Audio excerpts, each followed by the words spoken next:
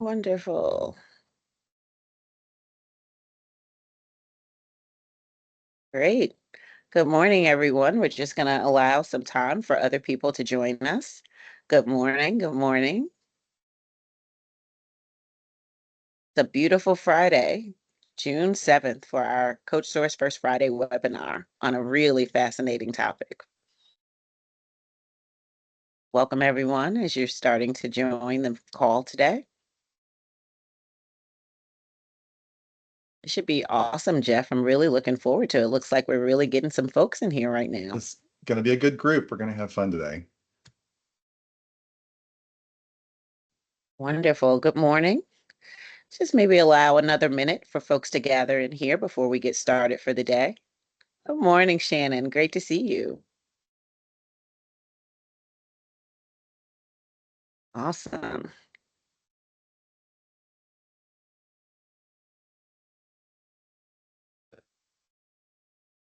Welcome, everyone. Good morning as you're joining us this Friday.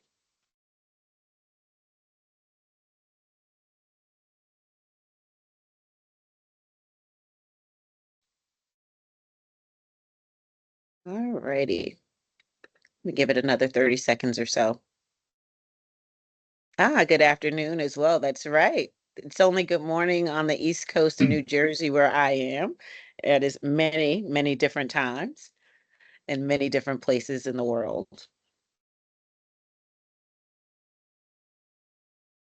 Wonderful. Good morning. Oh, wonderful. Good morning from Connecticut. Good morning. Great to have you all with us today. I think we can start to get started here. So good morning and welcome to CoachSource's First Friday webinar for June. I thank you all for joining us today. I'm Zia Best, Director of Coaching Services with CoachSource, leading a discussion today on a fascinating topic of group coaching. For those of you that are not familiar with CoachSource, we are the largest pure play executive coaching firm.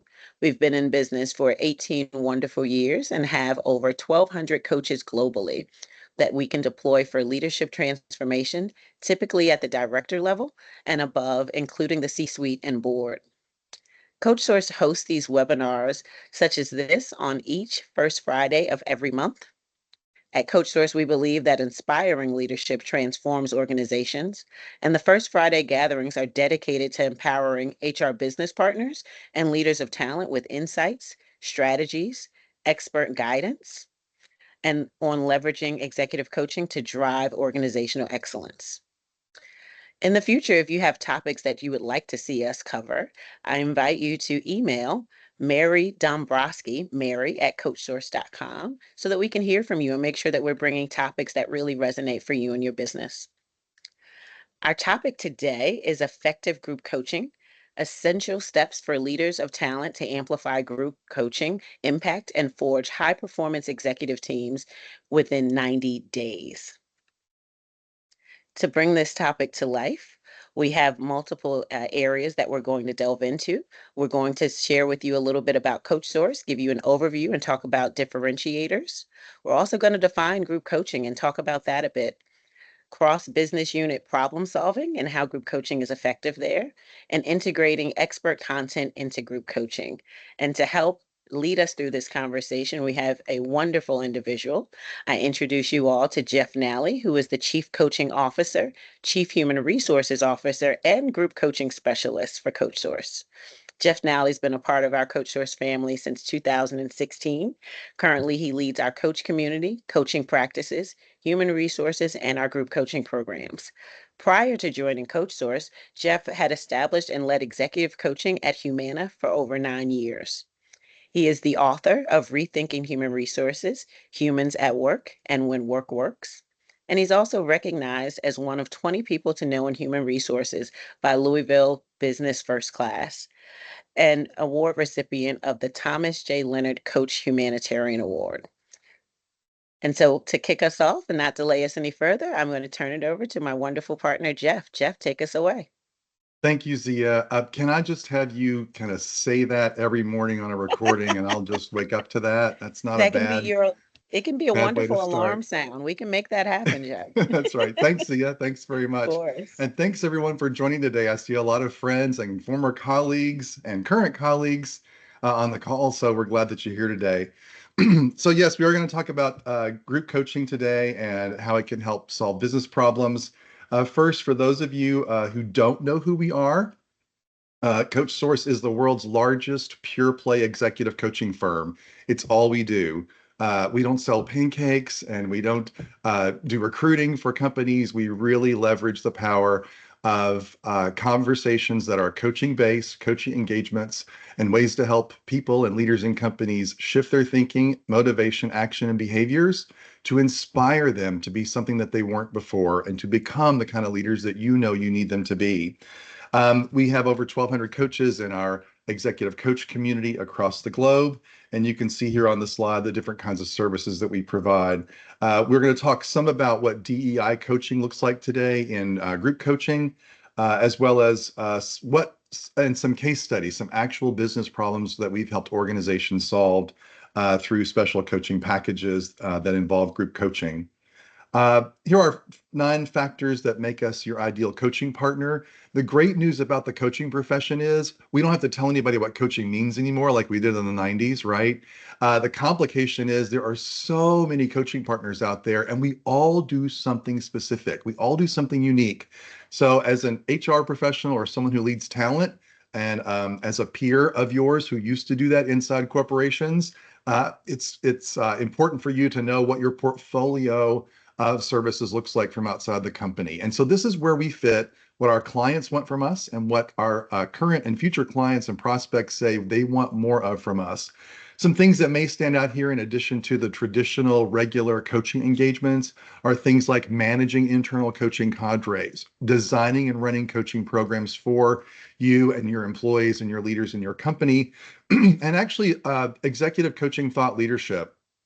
Our CEO, Brian Underhill, Mary Dombrowski, our SVP of Client Engagement, myself, several others. We are out speaking, sharing our wisdom, sharing the data that we know from 18 years of coaching mid-level leaders up to C-suite and what the coaching profession can really do for you and your talent. This is just a partial list of some of our clients and the people that we're organizations that we're really honored to work with. The list is longer, but just so that you'll know who we are and who we work with, this is a short list of what that looks like. We also have a variety of books and resources. Those of you who have been in HR or coaching or talent development for a while, maybe even Succession, that book on the left, Executive Coaching for Results, that was co-authored with Marshall Goldsmith by Brian Underhill and others. That has been the organization handbook. It's the one I used starting in 2006 when I led coaching in organizations. And it is a great playbook if you have not started executive coaching programs or you're not sure what to do with them. This is your foundation. The Coach Me book is a recent one by Brian Underhill and about 40 of our closest friends, coaches and executives. It's a great book to get for leaders in your company. Each chapter, which is like 2 to 8 pages, focuses on a different leadership challenge, a different leadership need, and it's a great handbook to have around just as a quick reference to be coached by a book for a moment if you're not in the front of a coach at the moment and you need coaching. And then at the far right, we do our own research around organizations that do coaching, coaches that coach executives, what executives say they want. And we lead sessions around that with our clients and colleagues and friends. So we keep our finger on the pulse of what's actually happening in the coaching profession. So now on to group coaching.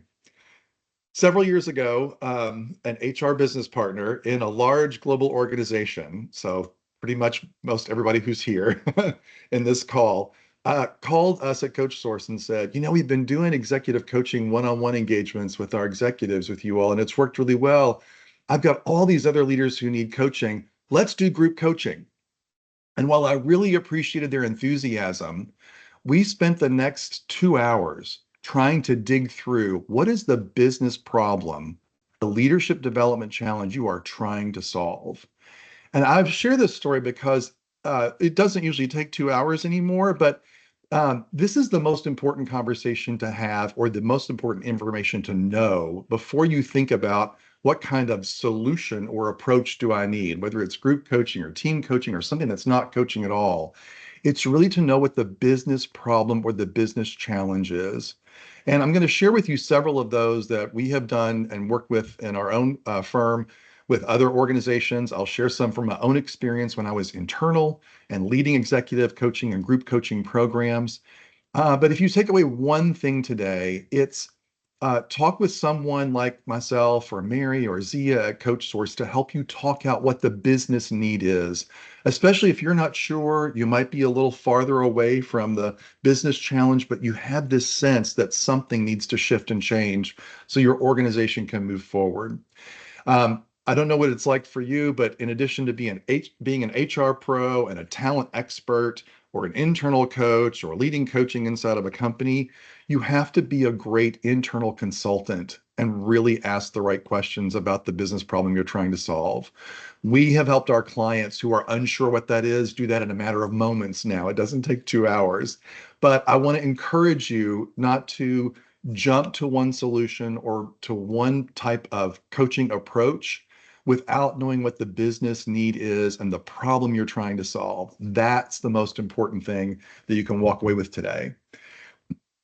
All right, so let's start with a definition of group coaching because this is what typically helps us clarify our thinking. Ginger Cockrum, in my view, is the expert, was the expert in all of this. She has published some awesome books about group coaching. Excuse me. And I really like her definition. So I'm going to read it and then go through a couple of factors, some elements and criteria that can help you think about when would group coaching help you solve a business problem or a talent challenge you're having. Group coaching, she says, is a facilitated group process that is led by a professional coach and is formed with the intention of maximizing the combined energy, experience, and wisdom of individuals who choose to join in order to achieve organizational objectives or their own individual goals. So we've highlighted here a few of the key factors that really help you get a feel for what group coaching is. And I also want you to look at these are the criteria in the person or the people who will be leading group coaching.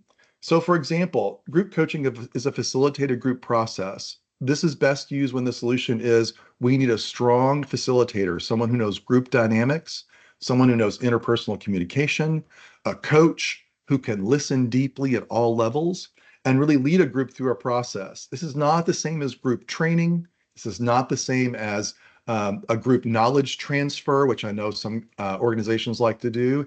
It's not a group cascade of the company strategy so that it gets communicated down to the lowest level. It really is a facilitated thought about intentional group process. It's led by a professional coach.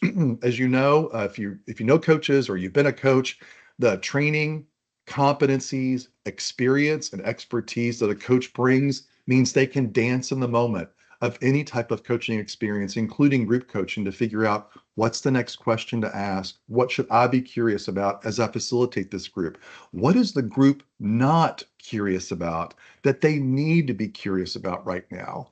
And that's very different from other solutions that might come up that you consider. We're really about the wisdom of the group and believing in the true fact. It's not just a notion, it's a fact that every individual in the group brings their own energy, their own experience, their own wisdom, and it's the collective interaction between the people in the group that really make magic happen in group coaching. It is intentional. We haven't highlighted the word here, but it's an intentional interaction in the workplace that's based on neuroscience, that's based on social science in terms of how groups interact, that is also based on experience of the group coach to facilitate and manage. And the purpose is really to achieve a goal. Sometimes it's an individual goal that each member shares. They all have the same goal, so why not put them in a group? It may be an organizational objective, and we're going to share some of those with you today as well so that you can see what those are. Or it may be a combination of those. So, unlike group therapy or some other group counseling experience, there's flexibility in crafting group coaching to meet organizational goals and group goals and individual goals all at the same time, which makes it unique. Okay, so let's look at our first business challenge. We work with an organization that is in the high-tech industry. It's heavy in manufacturing and operations. And they have a really phenomenal internal executive development program and really wicked smart people leading um, leadership development and organization development. They have their own internal programs. And after they had put some senior directors and vice presidents across different business units through through those internal leadership experiences, they noticed that inside a business unit, a vice president, for example, would be having a challenge, but would not reach out to the other VPs who also ran business units in the same organization for help. And so they asked the VPs, look, you've been through this development experience together. We've given you some knowledge, skills, and abilities to do this. Why don't you share your biggest manufacturing or operations challenge with each other and collaborate to come up with a better solution? So they did that. And but things didn't get better in the operations necessarily. And so when they dove in a little deeper, these groups of 4 to 6 experts who are technical experts and experts in how their business units run, um, had a dialogue that went like this. One of the business unit leaders would bring a problem or challenge, and someone else, one of their peers, would say, "Oh, yeah, I've seen that before. Here's how we handle it over here. Just do it like I did it." So, kind of the copy and paste approach. And because of the diversity of their businesses, obviously that didn't work, even because of the culture that the different business units have or the processes. And so the business problem is we have these leaders of different business units talking to each other. They have a lot of foundational skills, but they're not really collaborating. They're not listening and they're not creating new solutions to help each other. They're just putting each other's processes on top of each other's business units. So we talked and they decided that a group coaching experience would help to leverage that. And we're not going to get into a lot of the details of design or session by session, but I know as HR business pros and talent folks, you want to know, like, so what does this look like? In this particular organization, it was group coaching for 8 people in a group that was about an hour. There was an important kickoff to kind of frame up this challenge of not collaborating in ways that the organization really needed them to. There were reflection and practice between sessions, and the focus was on how can they collaborate, not just what do you know as a leader. What's really interesting is that we leveraged their internal leadership development program, which is based on Kouzes and Posner's The Leadership Challenge. So it wasn't like trying to uh, bolt on something that was unfamiliar to them. It was a way to leverage what they may not have been leveraging from what they had already learned. So, for example, you can see the yellow highlighted here areas. The group coaching was focused on how do we inspire a vision of how things can be better in each other's business units, and how do we challenge our own process, what I thought could work for you, and how do we challenge the process across our business units to create something new and different. There was an orientation which, in so many cases, helped solve the business problem of why am I in this group coaching? Who's really sponsoring this? Is there an organizational goal? Who's the coach? What is this all about? Because while many of us on the call probably know what group coaching is, participants are the last people to really know and experience what it is. So there was a way to get people grounded and oriented to what this is. And then there were a few group sessions and then a few one-on-one calls. By the way, the one-on-one calls are not one-on-one executive coaching sessions. They cover really two things. And I've seen this help solve business problems in a lot of organizations. These one-on-one touch point coaching calls are really for the coach and the participant to talk about how are you showing up in the group coaching? What are you withholding? What is working well for you in this group experience? And how can you be an even better participant to your peers and leverage the wisdom of yourself that you bring and of others that are contributing to the conversation? Also, the call at the end, it kind of looks odd, like, well, why does group coaching end with a one-on-one call? In this particular case, part of the solving the business problem was, all right, now that this short-term, less than 90-day experience is over, how are you integrating what you learned in other aspects of your work as a leader, not just with your peers, helping each other across the business unit? So I hope this business challenge and this design of an approach, if you will, gives you an idea of how that first call I mentioned at the top of our time together. I really love executive coaching. I've got more people who need it. Let's do group coaching is the timeout moment. And the diving into why aren't we sharing and creating new best practices across business units? That's the real business problem to solve. And then how do we design a simple, short-term, direct way to make this happen? This particular organization replicated this model for other leaders at lower levels in the organization to expand collaboration without having to spend any more training dollars or any more internal training time. They leveraged all of the internal training they did around the leadership challenge to apply to different types of groups of peers in the organization. So it became a way to leverage what was already invested in and the base knowledge that leaders in the organization already had under their belts, if you will, and had them apply it in a new and different way. You're welcome to throw some questions in the chat. Zia and Jason, who are directing today, will put those together. I'll be happy to answer even more at the end, but they'll help monitor something. So if there's a question in the moment, you can ask that and we can answer your question as we go along. Um, the next example I'd like to give, and I got their permission to do this, was when I was from my colleagues at Humana. They've agreed that it's okay to share this because it's been published.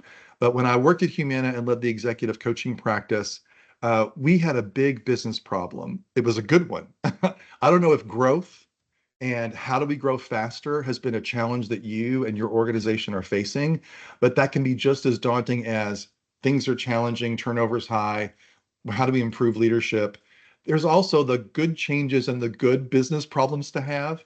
Long story short, the C-suite team at Humana had just started on what was a new venture and a new approach to Medicare in the US. And so it was a combination of connecting government and resources and the way Medicare is run with private insurance and physicians and hospitals. Really kind of look at the whole system and say, how can we make sure senior citizens who are on Medicare actually get well and get better? And how can the whole system help their health and well-being? And Humana came out of the gate in the first couple of years and did really well in this space. And then they looked around and said, you know, if another new business opportunity opens up, or we decide to explore health and well-being in ways outside of Medicare or the current products and services that we have, we do not have enough talent ready to go. One of the lessons that Humana had learned was they hired a lot of great salespeople and consultants from outside the organization to ramp up the business. And they did a good job, except that retention wasn't as high as they wanted, and it was very expensive to ramp that up. So the C-suite said, if we have another business opportunity, we are not ready. How do we prepare the leaders we have in the company that we have not paid attention to until now and get them ready for, we don't know what next, but what do they want to lead next? And the place that they started with was the top 120 women leaders in the company. At the time, there were 55,000 associates at Humana. Humana was on the Fortune 100 list. And they realized as they looked around, a lot of the senior leaders and the people making this happen are all men. We've not paid enough attention to women leaders in the organization. So they partnered with CoachSource. So yes, I'm a former client, so I can kind of speak from both sides here to bring in 3 external coaches and help us design a group coaching experience for the top 120 women. This is back in the days when you could meet in person kind of at the drop of a hat. So it could be done virtually now, and some of it is. But groups of senior leaders came together for their group coaching. They would meet for half a day with their coach. And the second half of the day, they would break up into smaller subgroups and focus on what they had learned, what their new insights were, and how they move forward. It was a little more than 90 days. It was a 4-month program. But what happened at the end of the first cohorts we put together, 20 people in a group at a time, was phenomenal. We learned that first of all, that the women in the organization were not as articulate in the succession management process. They weren't articulating in the tools that Humana had on how to actually say what I want to lead and describe what that looks like, because people were typically just describing the current businesses that they were in and the current roles that existed, and they weren't looking outside themselves or the organization.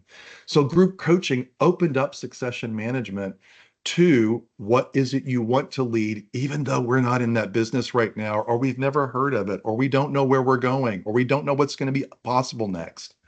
And so after the series was over, here are some outcomes, the business outcomes.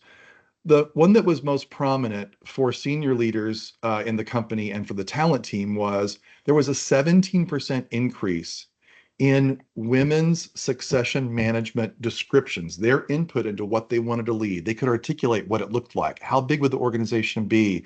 Would it be virtual or global or local? What kind of product or service would it be? And this is exactly what I would love to lead. One participant described a veterinary pet insurance business, which Humana had not been in before, and described that, leading a group of a business unit that was 500 people in total, and then focused primarily on customer service and policy and members, or focused on providers and working with veterinarians. Those are the two channels they really wanted to lead. And so imagine what it would be like if in your organization, 5%, 17%, 50% of potential successors could articulate to your succession management process exactly what they wanted to lead. And they knew themselves so well that when it came time to do that, to make those moves or go into that business, you didn't have to search around the organization. Those leaders were ready to go. After the first initial 120 women participated and the results came in, they actually started to partner with the coaches and the graduates, the alums, co-led the group coaching. For several years, it actually moved its way down the organization, all the way to women who were senior directors and then managers, so that they could participate in hybrid and smaller chunked group coaching designs of that same content, approach, and outcome. So I share that example not because it was perfect. There were plenty of bumps along the way. But what the business problem it solved was, we do not need to go outside the company the next time a business opportunity comes along. We know who the leaders and successors are. We know what they want to lead. They know how they want to lead. We know the scope and scale of it. And it was easy to move talent around because of that. So think about the talent needs you have for succession at whatever level. It's not always to the C-suite. It can be at any level in the organization. And there are group coaching designs and approaches and experiences that can really make a difference there. All right. Well, what if the company has something to say? What if the organization has something they want to use group coaching to make sure it gets around the organization? You build capability, not just in a training sense, but in a group coaching and a leadership and a way to kind of come out of your own self sense. This is where you can integrate a lot of content. Now, I don't want everybody to get excited and think, oh, we're just going to take the training program and add a group coaching session at the end. That might help you solve your business problem, but it typically doesn't. What we have seen at other organizations is that you can take a need like this one. This organization was trying to get people inside the company to step up and take their own responsibility, get motivated to move through the company's ways of already established ways of moving around into different roles, getting promoted into other parts of the organization, or just taking charge of their own careers inside the organization to figure out where they wanted to go and who they wanted to be. What's interesting about this model, and Zia helped design this one as well, this is her brainchild, was adding experts from the outside. Zia, would you come off mute and just describe what is the panel discussion webinar, and how does that connect with group coaching? Yeah, that's a great question. I almost forgot about this one, Jeff. It's been some time, but it was really a great program. And so the panel discussion webinars were designed to add another element to the group coaching so that folks could go further than just what they did in their group coaching sessions and expound upon different topics. So what you'll see there are some ideas for topical areas that panel experts could come together and talk about to make sure that all the folks participating in the group coaching kind of have the same understanding, unique set of language, and that they can take forward into their group coaching sessions. And then the group coaching sessions would delve deeper into those concepts and really bring them to life. So we were trying to find some really great and cost-effective ways to bring this program together by allowing some of the experts on particular topics to speak to those topics so that they have a variety of voices and insights and perspectives to consider, and then could drill down on the ones that really truly resonate for themselves. Thanks, Zia. So one of the things you can see in this model is that the learning and the coaching kind of move in stair steps. There's a topic, there's outside experts that come in as speakers, whether virtual or in person. There's, in this case, it was a panel of 3 experts around that topic. The next group coaching session was focused on that topic and that need and what the group is experiencing, what they can learn from it, how they can get better as leaders or employees in that. And then they move to the next topic, and then another group of experts and speakers come in, and then the next group coaching session reflects on that and pulls that forward. In this design, you can see that a group coaching session at the very end is beneficial because it's important and useful to look back at all of the different speakers, topics, concepts, group coaching sessions, and then synthesize all those in one piece, in one takeaway, in one approach, in the one thing you're going to do in your role or as an employee as you move forward and you come out of this. As Zia said, this is very cost effective. This is a really useful design because you can obviously bring panels in virtually. You can have them recorded. People can watch them before the group coaching session, or you could do them live via video conference, and have everyone kind of there together so they experience it virtually, and then move into the group coaching session together after that. So I don't want to suggest that the magic in group coaching is all about the different designs, but I'm showing you the different designs so you can see the different business problems and talent challenges that group coaching has helped organizations change and shift. Another one that includes content, if you will, is, and I don't know if you have this at your organization, but every organization where I've led HR or executive coaching, we have leadership competencies, we have a competency library, we do surveys and we look at leadership development and we figure out, okay, which ones need to be added so we can grow leaders and be better and meet our strategy. So there's this constant, what are the leadership competencies and how is everybody doing in the company towards those and how can we get better? I think the biggest challenge for organizations is when they want to introduce or shift one of the competencies. One organization that we worked with wanted to add the competency of influence. So it's not about the team that you control or the budget you control. You have to influence people over which you have no control. You have to influence decisions where you don't own the money or the budget or the resources to make it happen. And so what we worked with them on was helping them craft what the influence competency is.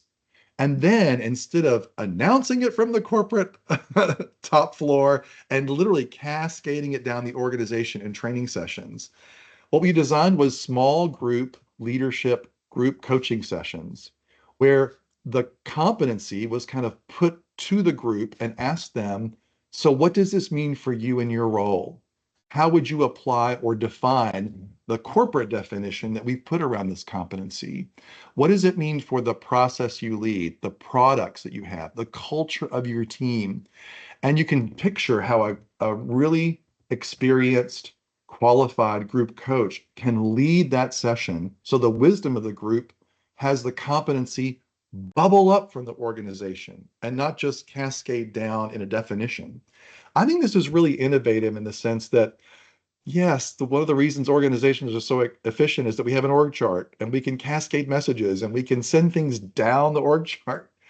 But I think what really makes it stick is when groups of peers get together who have a common need around, well, what does influence mean for mid-level managers in the call center? And what does it mean for senior directors who are running operations where products are made and then get shipped out the door? Those kinds of business problems and challenges in leadership can be solved through a group coaching design that's focused solely on a leadership competency that you need to expand or one you need to redefine. Here's another example of integrating expert content, for lack of a better word, into group coaching. And this one is similar to the other one in the sense that there are panel discussions and webinars, but this one has been designed for ERGs, employee resource groups. We are seeing this across organizations where the employee resource groups are the focus, the target of development, of business acumen training, of exposure to what's happening in other parts of the business or what the rest of the industry and sector are doing. It's not always just every mid-level manager on the org chart. ERGs, the employees who lead them, and the participants in each of the ERGs typically are already engaged. They are already active. They're typically people who are influencers and networkers because they are here to meet other people. They are here to learn more about the employee resource group focus that's here, or the affinity group, if you will. And so this is a great spot for HR business partners, for talent folks, and for companies to really focus their development. It's not always a leader with a certain title.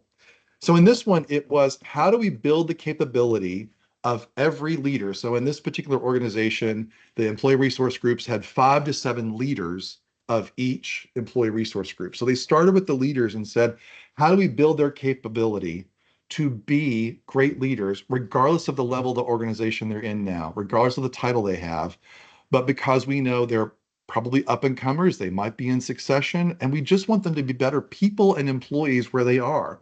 And you can see the content here. I won't go through all of it, but what is personal influence? How do I make that happen? What is listening and deep listening at all levels? If you're a coach, you know what those 7 levels are. How do I get better at connecting with other people? What is it? What is the executive team up to, and what do I need to know about that? What is my team up to, and how do I make that part of my own learning? So I would just encourage you to look at these. These can be typically very affordable investments, and the impact that you get by focusing group coaching on employee resource group leaders or everyone in an employee resource group is just tremendous. And it doesn't always have to be through the org chart, down the org chart, or people with the same title. Sia, we have a question. We do. We have a question on defining the difference between team and group coaching. Oh, that's excellent. So we have it. If you go to our website, you can watch the recording on team coaching that we had for another session. This is a pretty basic one, but this will help you kind of differentiate. Team coaching is typically for the people on the org chart who are defined as a team. They have a manager, they report to one person, they have peers who are on the same team. They are responsible collectively for processing one thing, doing one thing, creating an output. Their collective work together creates something that moves through the organization or has value for a client, customer, or the organization as a whole. So this is where the org structure and the org chart in an organization really comes in handy, because you can isolate or focus on teams. And team coaching includes things like coaching the manager, the leader of the team, one-on-one coaching for each team member, coaching the team as a group, if you will, because they're connected, assessments that help the team understand each other better.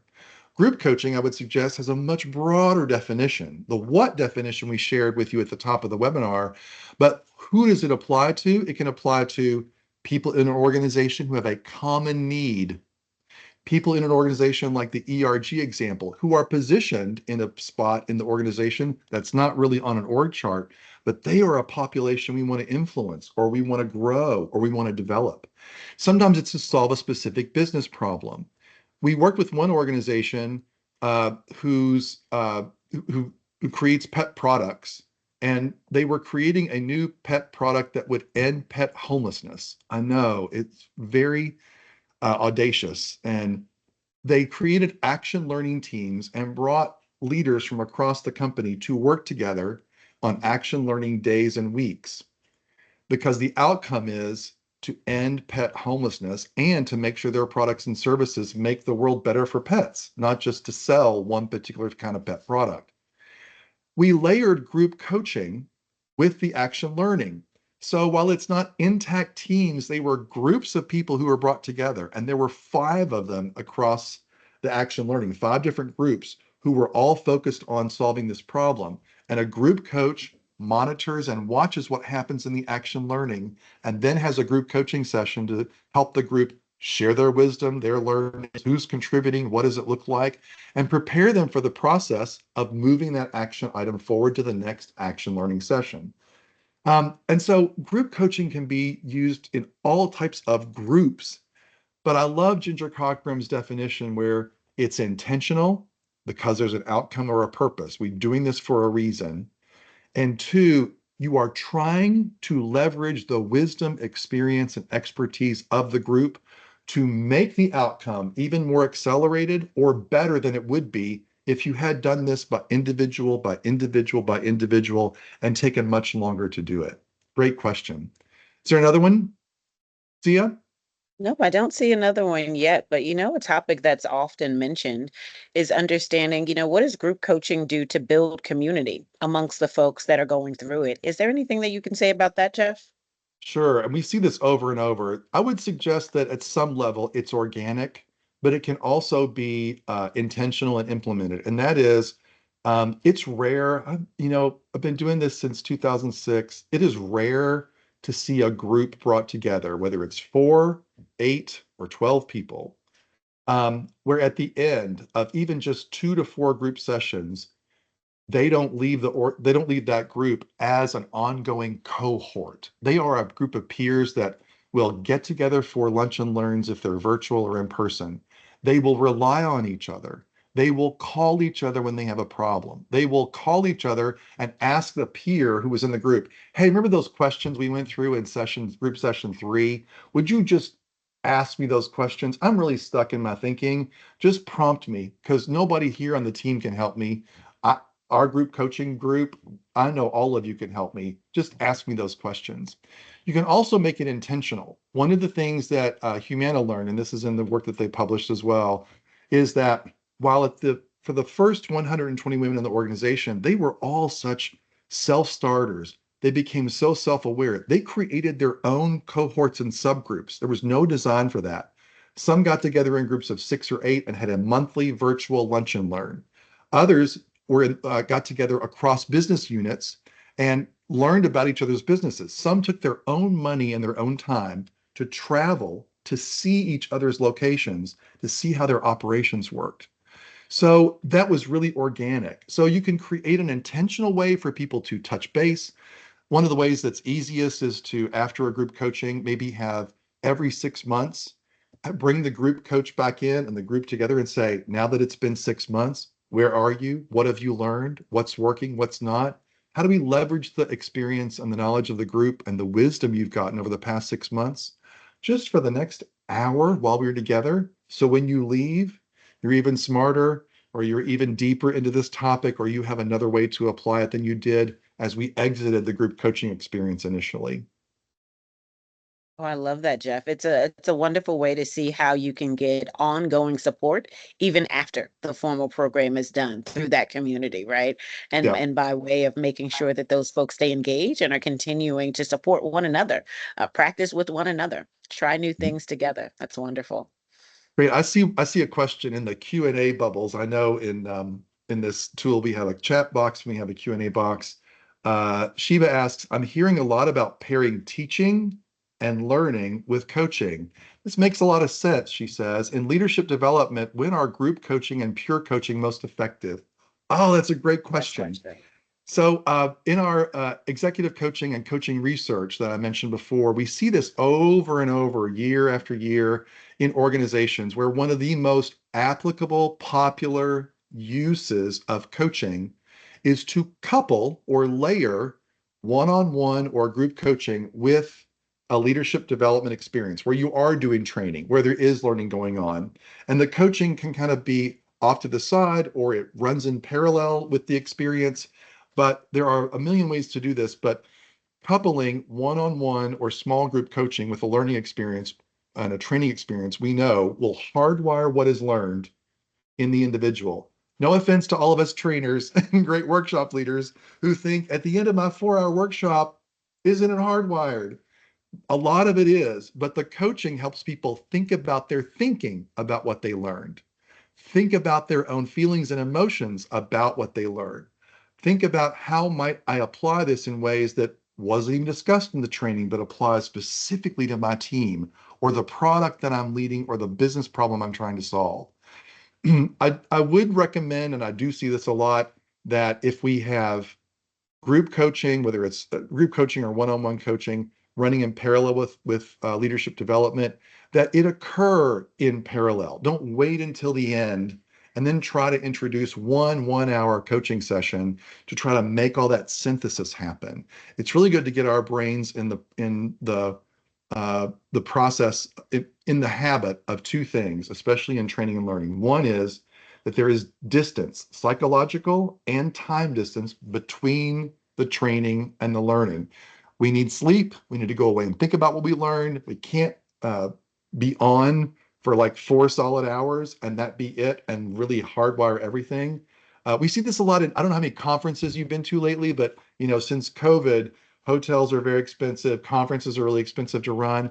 I have been, the past 4 conferences I've been to, and this is no offense to meeting planners because I'm a meeting planner too, but they'll start at 7:30 in the morning with breakfast and the meetings and sessions and everything goes until 7:30 at night. You cannot learn in that kind of environment. Your brain needs to slow down and relax. So time between the training sessions and a coaching session in that downtime between the training really helps hardwire, really helps participants internalize that learning. And I would suggest that that works well in learning and development situations. Pure coaching, when is pure coaching most effective? This is the primary business challenge that we solve with companies all across the globe. I have one leader who is a great performer. They have done great in the past. Something has changed in the environment, in our competitors, in the technology. And here are 3 things they need to get better at being. And they're complicated and they're wicked smart people. If they could have taken all the internal training and development and resources we put around them and solve it, they would have done so already. I need pure one-on-one coaching to help shift one person's thinking, motivation, behavior, and impact in these 3 complex areas. And they're going to shine and take us into where we need to go next. It is true what Marshall Goldsmith, our co-founder, says in his most popular book, which if you haven't read, it's still the best. What got you here won't get you there. And we see leaders and groups and employees at where they are great and high performing people or teams, but things have changed. And if they only did what they did before to be great, we will fail as an organization. We'll fail our clients. We'll fail in the system. Our sector will drop. Whatever it is, that need to change 2 or 3 complex ways of leading or being is where the pure coaching play really makes a difference. Yeah. That makes perfect sense. We have another question in the chat, Jeff, from Deborah D, saying that it has a feel of peer learning teams and cohorts. Do you see a difference with the facilitator asking deep questions? That's great. Hey, Deborah, good to see you, my friend. So yes and no. So as if you're a coach or you've had, 60 hours of coach training, you know a lot about coaching competencies and the power of asking questions that you don't know the answer to and the coachee doesn't know the answer to. Those are powerful. I see what we see more and more of is that even our own current clients are asking for coaches who also lead strategic planning because they want that facilitator to have a coach approach to the whole process, to be curious, to ask the reflective questions in the middle of a training, to ask the what if questions of a group so they can consider that and the group wisdom can come out. We're seeing more and more overlap, especially where the need goes beyond basic knowledge transfer or skill building. So I would suggest that if it's knowledge transfer or skill building, yes, primarily facilitator types of questions and good trainers and good learning and all of those things need to come to play. If it's how do we take what we've learned or we need to add something to what we already know and be and do something better or different as a leader or a team or an employee, that's where the deep coaching questions, even as the facilitator of a group coaching process, or the deep coaching questions of a team coach, or the deep coaching questions that a coach will ask in the midst of training and facilitation and workshops really makes a difference in the participants, not just in what they learn, but the impact they have after they leave that session. And that's what we're all after. No offense to all of us who love training just for training's sake, but our organizations want to see impact. And that's where group coaching and this approach to the business problems I've shared so far really makes a difference and really comes into play. Let's have some more questions. And while we do, I'm going to put on the screen a couple of things. The first is our next First Friday would be August 2nd. We'll send you an email about that and the topic and the speaker. And I want to hear from you. I mean, I know we just have 55 minutes together. So tell me, drop me an email, let me know what you're grappling with. Let me know what you've already done that works. If you have done something that works, jot it down in the chat right here. If you have done group coaching or you've been in group coaching or your organization designed a talent group coaching solution, just put the one nugget. Always do this. Never do that, because one of the things that we love about these First Fridays are your group of peers, and it's 20 people who are here to grapple with something that's similar. What other questions do we have coming in the Q&A or the chat at this point?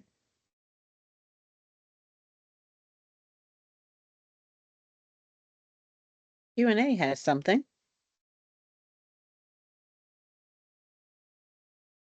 Awesome. So what are the success metrics and or ROI measures that you have used or would suggest for group coaching? Sheba's on a roll with these great questions. She is. I don't know.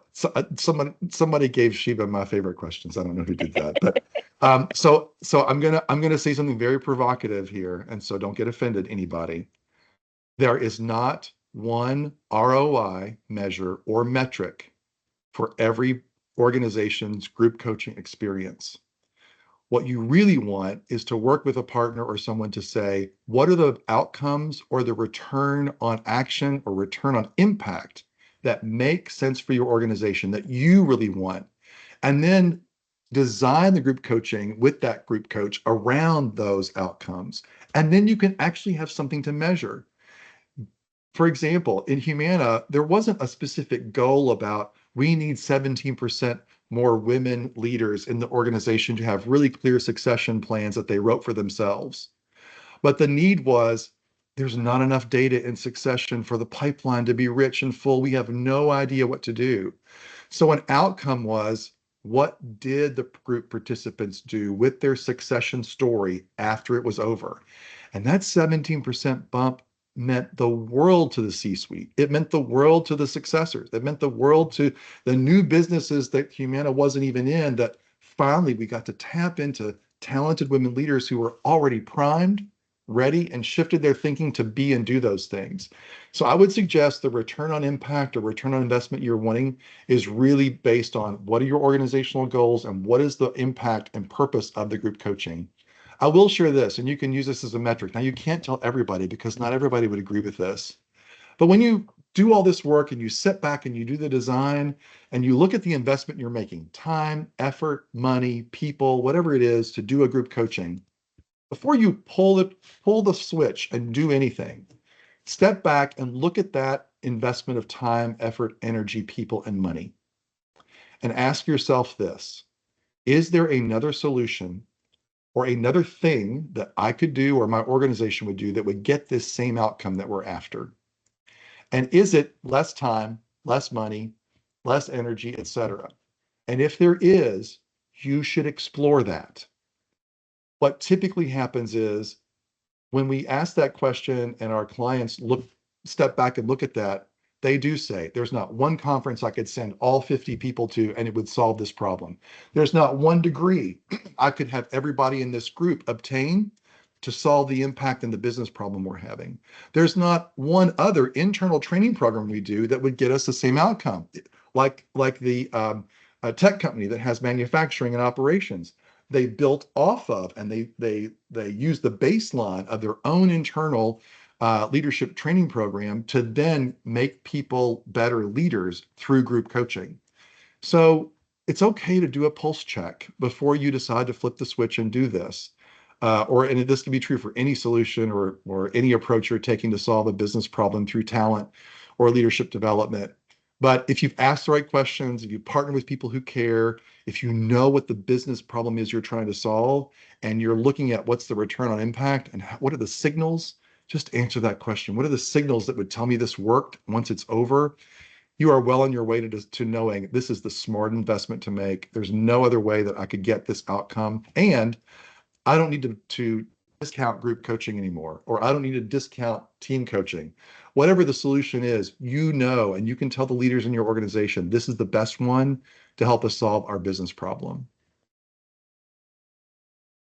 Yeah, that's wonderful. Our comments are lighting up, Jeff, with folks Good. saying how informative and useful the session was. And Eve O actually had a great ad, which was just a reminder about the timing. How long should a group coaching session be? And she mentioned that 90-minute sessions, of course, are more effective because it allows for more time to dive into solutions.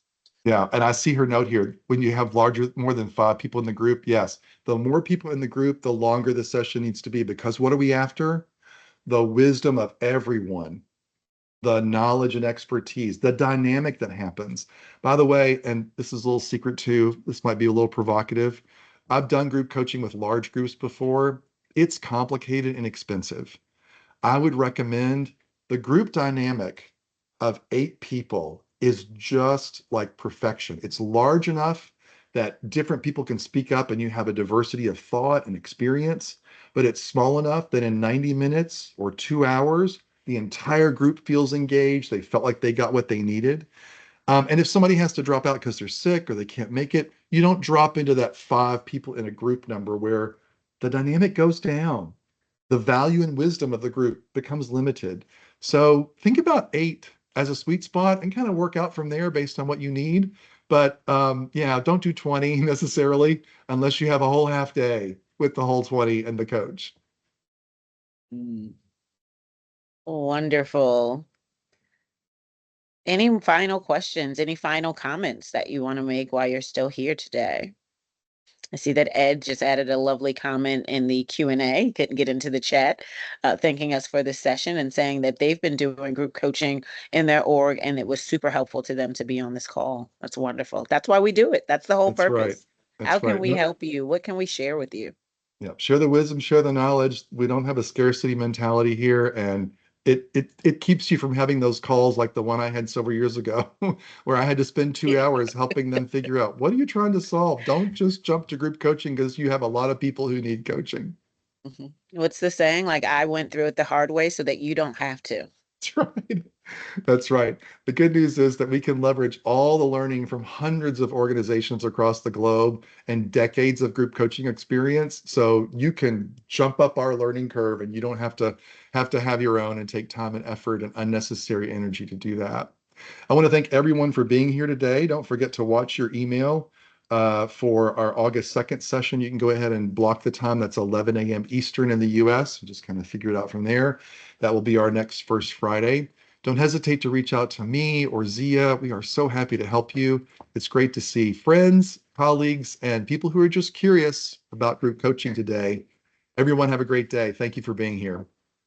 Thank you all. Be well.